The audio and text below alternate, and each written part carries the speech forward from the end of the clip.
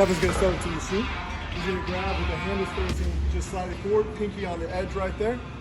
From here, a couple different ways you can do this, but Devin's gonna do the athletic way where he tries to get as far and as fast as he possibly can at the same time. So Devin's gonna extend his arms, and now he's gonna pull as hard as he can through his lats, while also bending his knee to get into a skiing position, which is where the term Ski Erg comes from. And he's gonna get after as hard as he can. You'll notice that he extends all the way back at the tricep, and he's pulling mostly from the lat, and then using the large flexion at the hip and the knee to get it moving, and using the momentum to get the next one and the next one. Go ahead and relax for a second, Devin.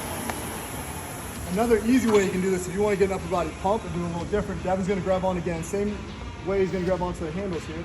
He's going to stay a little bit taller. He's going to really engage his lats and his tricep, and he's going to stay tall and just pull from the top position without doing a whole lot of leg movement. Just right there. So if you want to get an upper body warm up, get the shoulders going, get the lats going for a back day, things like that, another fantastic way to go. And again, most people either go for time or they go for calories. Those are two most common ways to do workouts. Thank you.